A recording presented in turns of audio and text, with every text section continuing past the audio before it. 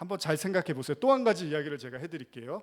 다니엘서에 등장하는 일곱에 대한 이야기입니다. 다니엘서를 보시면은 느부갓네살 왕이 당시에 그 거대한 바벨 제국의 느부갓네살 왕이 거대한 금신상 하나를 이렇게 세우게 되죠. 여기에서 그 느부갓네살 왕이 아주 의기양양해서 하나님이고 뭐고 다 필요 없어. 내가 만든 이 우상, 이 금신상에게 절을 해야 돼. 절하지 않으면 다 죽여버릴 거야 라고 협박을 합니다. 그런데 이때 다니엘의 친구들, 세 친구들이 거절을 하죠. 잘 아시는 내용이죠. 16절 이하는 제가 읽어드릴게요. 사드락과 메삭과 아벳느고가 왕에게 대답하여 이르되 느부갓네살이여, 우리가 이 일에 대하여 왕에게 대답할 필요가 없나이다. 왕이여, 우리가 섬기는 하나님이 계시다면 우리를 맹렬히 타는 풀무불 가운데서 능히 건져내시겠고, 그렇게 하지 아니하실지라도 왕이여, 우리가 왕의 신들을 섬기지도 아니하고 왕이 세우신 금신상에게 절하지도 아니할 줄을 아옵소서.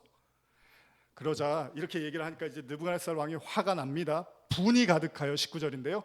사드락과 메삭과 아벳느고를 향하여 얼굴빛을 바꾸고 명령하여 이르되 그 풀무불을 뜨겁게 하기를 평소보다 7배나 하라, 뜨겁게 하라, 이렇게 이야기를 합니다.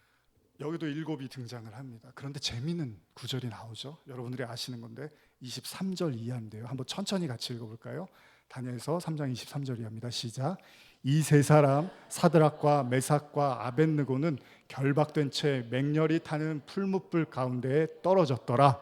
그때 느부갓네살 왕이 놀라 급히 일어나서 모사들에게 물어 이르되 우리가 결박하여 불 가운데 던진 자는 세 사람이 아니었느냐 하니 그들이 왕에게 대답하여 이르되 왕이여 올소이다 하더라. 왕이 또 말하여 이르되 내가 보니 결박되지 아니한 네 사람이 불 가운데로 다니되 상하지도 아니하였고 그 넷째의 모양은 신들의 아들과 같도다 하고 느부갓네살이 맹렬히 타는 풀무불 아귀 가까이 가서 불러 이르되 지극히 높으신 하나님의 종 사드락 메삭 아벳느고야, 나와서 이리로 오라 하매 사드락과 메삭과 아벳느고가 불 가운데에서 나온지라. 7배나 뜨거운, 그러니까 여기서 표현하는 건 인간이 할 수 있는 가장 최고의 범위의 뜨거운 불에 지금 이 다니엘의 세 친구를 던져버립니다. 그게 7입니다. 7로 설명을 하고 있어요. 그 7배나 뜨거운 풀무불에 하나님의 사람들이 들어갔더니 거기에 하나님의 아들이 나타나더라는 거예요. 네 번째 사람. 셋이 들어갔더니 네 번째 사람이 나오더라는 거예요. 근데 그가 하나님의 아들이더라는 거예요. 여러분들 잘 아시는 창세기 22장 9절 이하 보면요, 아브라함이 이삭을 하나님께 제사로 바치려고 하죠. 그런데 그때 하나님이 어떻게 하죠? 아브라함아 아브라함아 부릅니다. 그러면서 그 아이에게 손을 대지 말라고 해요. 그러면서 이제 네가 하나님을 경외하는 줄을 아노라, 그러면서 하나님께서 준비한 그 어린 양을 가져다가 제사를 드리게 하는 것, 이게 복음이잖아요. 그런데 이 본문도 가만히 보면 하나님이 아브라함에게 아브라함을 드리라고 하는 게 아니라 아브라함의 아들을 드리라고 한단 말이죠. 그런데 그 아들을 죽기 직전의 순간에 꺼내주세요. 그러면서 그 어린 양으로 대체해버리는 거죠. 이게 복음이잖아요. 그러면 하나님의 어린 양의 역할은 뭘까요? 여기서 말하는 아브라함의 그 이삭 아들을 대신했던 그 어린 양의 역할은 뭐죠? 원래 이삭이 죽어야 돼요. 하나님의 말씀에 따르면 이삭을 바쳐야 되는데 그 죽음이 거의 이제 그 칼날이 목 앞에 다가오는 그 순간에 하나님이 어린 양으로 바꿔버린단 말이죠. 왜요? 어린 양의 역할은 모든 인간의 궁극적인 두려움이라든지 공포라든지 인간이 절대로 넘어설 수 없는 것을 대신 이기기 위해서, 그러니까 대신 그것을 멸하시기 위해서 오신 거잖아요, 예수님이. 그러니까 예수님이 이 땅에 오신 이유는 여러분과 제가 절대로 할 수 없는 어떤 게 있는데 그거를 예수님이 대신 해줌으로써 그 효력을 우리에게도 나타내게 해주시기 위해서 온 거죠. 그러니까 그러기 위해서는 반드시 예수님은 모든 인간이 가장 두려워하고 모든 인간이 가장 어려워하고 모든 인간이 절대로 할 수 없는 그 일을 해야 되는 거잖아요. 그 일이 뭐죠? 죽음이죠, 죽음. 모든 인간이 가장 두려워하는 게 죽음이잖아요. 그리고 죽음 이후에 영원한 죽음이 있다면 그것도 당연히 두려워하겠죠. 그러면 예수님의 역할이라는 것은 그 죽음의 항복판에서 그 죽음을 능가하는, 그 죽음을 넘어서는 어떤 것들을 할 수 있는 분은 예수님밖에 없는 거잖아요. 그래서 아까 다니엘의 그 이야기 중에 풀무불에 7배나 뜨거운 풀무불에 들어갔는데 원래는 죽어야 돼요. 그 아들이 거기서 나타나면서 그 세 사람을 살려내고 그들을 자녀, 하나님의 자녀라는 확신으로 이렇게 돌려버렸다는 거죠. 그래서 느부갓네살 왕이 놀라서 칭찬을 한단 말이에요. 다시 말씀드리면 일곱이라는 것은 하나님의 영광을 나타내는 시간으로서 우리가 이해를 할 수 있는데, 아까 나아만 장군이 요단강에 7번 몸을 씻는 거죠. 하나님의 말씀도 창세기부터 7으로 시작을 하는 거예요. 첫째 날, 둘째 날 하면서 7으로 시작을 하는 거고, 또 여리고성도 그렇게 7으로 이야기를 하는 거고, 또 요한계시록도 7교회로 이렇게 다 이야기하는 게 뭐냐 하면, 저와 여러분들이 이 땅을 살아가면서 하나님의 그 7의 말씀이 우리에게 들이닥칩니다. 그런데 그 7의 말씀을 통해서 우리가 뭘 봐야 되냐면 하나님의 아들을 봐야 되는 거예요.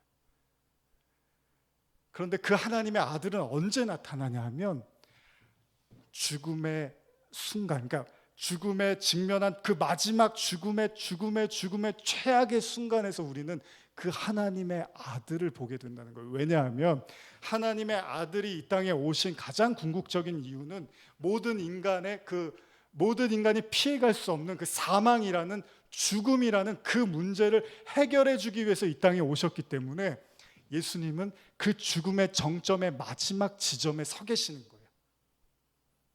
다시 말씀드리면 이 땅에 있는 모든 하나님의 자녀들, 하나님의 백성은 그 7의 때에 예수님을 만나게 돼 있다는 거죠.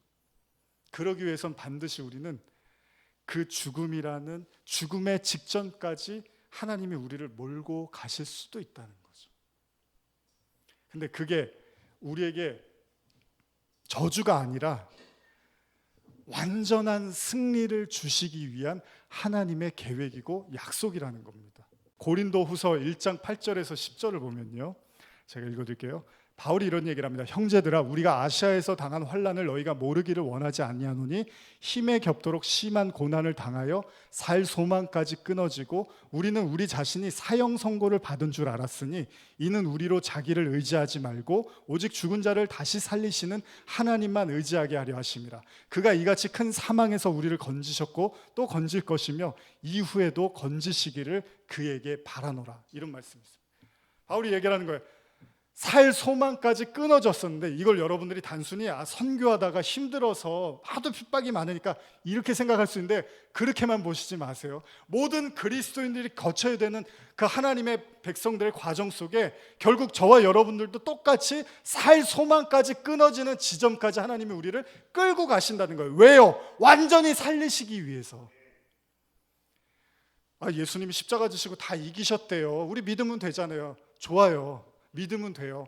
주님이 죽음도 이기시고 환난도 이기시고 고통도 이기시고 다 이기셨대요. 그런데 그런 게 우리에게 찾아오면 우리가 그게 믿어지나요? 안 믿어집니다. 욥이 그렇게 의롭고 하나님 앞에 범죄함이 없는 사람이었는데 고난이 찾아오니까 다 믿음으로 받아들이던가요? 하나도 못 받아들여요. 괴로워한다고. 왜 이렇게 나를 힘들게 하실까?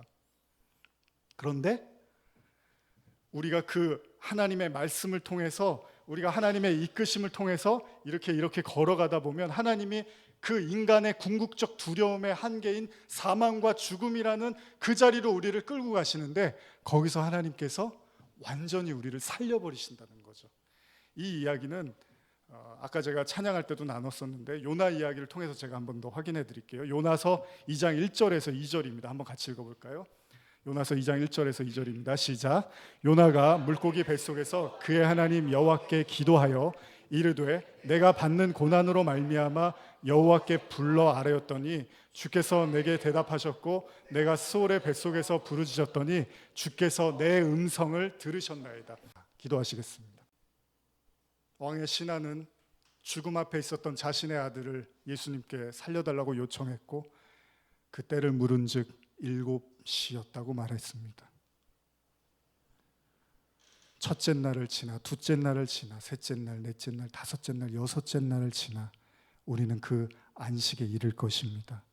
그러나 그 안식을 향하여 가는 길이 우리에게 환난과 사망과 고통처럼 다가올지도 모릅니다. 그러나 그 사망의 정점에서, 그 환난의 정점에서 하나님은 완전히 우리가 승리했다는 사실을 우리 마음에 믿음으로 갖게 하실 것입니다. 예수님의 이름으로 기도드립니다. 아멘.